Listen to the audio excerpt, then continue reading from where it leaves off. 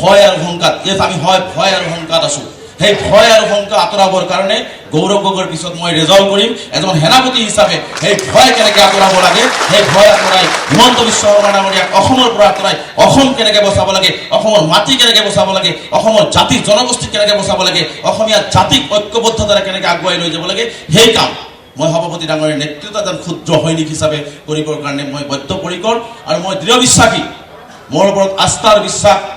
মই অসমৰ সংখ্যালঘু ৰাইজে যিমান দিন এই মই সংগঠন আছিল আস্থাৰ বিশ্বাস ৰাখিছিল আৰু মই সেই আস্থাৰ বিশ্বাস আজিৰ এই পাৰ্টিৰ মজিয়াটো মই কথা দিছোঁ আস্থাৰ বিশ্বাস ৰাখি মই সকলো জাতি জনগোষ্ঠীৰ লগত মোৰ এই পিছপৰা জনগোষ্ঠীটোক হাতে হাত ধৰি একেলগে খোজ মিলাই শিৱসাগৰক ধুবুৰী বনাম ধুবুৰীক শিৱসাগৰ বনাই বৰাকক শিৱসাগৰ বনাই তিনিচুকীয়াক ধুবুৰী বনাই একেলগে একত্ৰিত কৰি সমন্বয়ৰ বাৰ্তাৰে উন্নয়নৰ বাৰ্তাৰে আমি একেলগে অসমখনক আগুৱাই লৈ যাম ভয় আৰু অহংকাৰ আমি হয় ভয় আৰু অহংকাৰ আছো সেই ভয় আৰু অহংকাৰ আঁতৰাবৰ কাৰণে গৌৰৱ গগৈৰ পিছত মই ৰেজল্ট কৰিম এজন সেনাপতি হিচাপে সেই ভয় কেনেকৈ আঁতৰাব লাগে সেই ভয় আঁতৰাই হিমন্ত বিশ্ব শৰ্মা ডাঙৰীয়াক অসমৰ পৰা আঁতৰাই অসম কেনেকৈ বচাব লাগে অসমৰ মাটি কেনেকৈ বচাব লাগে অসমৰ জাতি জনগোষ্ঠী কেনেকৈ বচাব লাগে অসমীয়া জাতিক ঐক্যবদ্ধতাৰে কেনেকৈ আগুৱাই লৈ যাব লাগে সেই কাম মই সভাপতি ডাঙৰীয়াৰ নেতৃত্বত এজন ক্ষুদ্ৰ সৈনিক হিচাপে কৰিবৰ কাৰণে মই বদ্ধপৰিকৰ আৰু মই দৃঢ় বিশ্বাসী মোৰ ওপৰত আস্থাৰ বিশ্বাস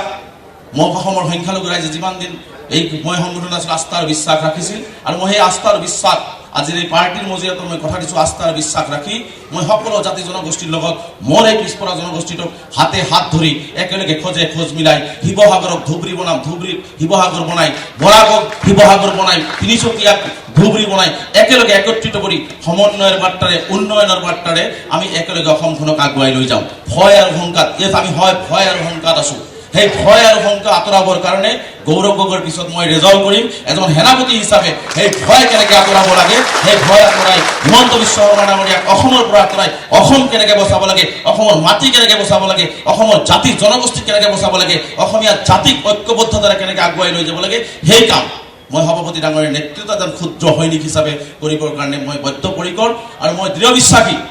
মোৰ ওপৰত আস্থাৰ বিশ্বাস মই অসমৰ সংখ্যালঘু ৰাইজে যিমান দিন এই মই সংগঠন আছিল আস্থাৰ বিশ্বাস ৰাখিছিল আৰু মই সেই আস্থাৰ বিশ্বাস আজিৰ এই পাৰ্টিৰ মজিয়াটো মই কথা দিছোঁ আস্থাৰ বিশ্বাস ৰাখি মই সকলো জাতি জনগোষ্ঠীৰ লগত মোৰ এই পিছপৰা জনগোষ্ঠীটোক হাতে হাত ধৰি একেলগে খোজ মিলাই শিৱসাগৰক ধুবুৰী বনাম ধুবুৰীক শিৱসাগৰ বনাই বৰাকক শিৱসাগৰ বনাই তিনিচুকীয়াক ধুবুৰী বনাই একেলগে একত্ৰিত কৰি সমন্বয়ৰ বাৰ্তাৰে উন্নয়নৰ বাৰ্তাৰে আমি একেলগে অসমখনক আগুৱাই লৈ যাম ভয় আৰু অহংকাৰ আমি হয় ভয় আৰু অহংকাৰ আছো সেই ভয় আৰু অহংকাৰ আঁতৰাবৰ কাৰণে গৌৰৱ গগৈৰ পিছত মই ৰেজল্ট কৰিম এজন সেনাপতি হিচাপে সেই ভয় কেনেকৈ আঁতৰাব লাগে সেই ভয় আঁতৰাই হিমন্ত বিশ্ব শৰ্মা ডাঙৰীয়াক অসমৰ পৰা আঁতৰাই অসম কেনেকৈ বচাব লাগে অসমৰ মাটি কেনেকৈ বচাব লাগে অসমৰ জাতি জনগোষ্ঠী কেনেকৈ বচাব লাগে অসমীয়া জাতিক ঐক্যবদ্ধতাৰে কেনেকৈ আগুৱাই লৈ যাব লাগে সেই কাম মই সভাপতি ডাঙৰীয়াৰ নেতৃত্বত এজন ক্ষুদ্ৰ সৈনিক হিচাপে কৰিবৰ কাৰণে মই বদ্ধপৰিকৰ আৰু মই দৃঢ় বিশ্বাসী মোৰ ওপৰত আস্থাৰ বিশ্বাস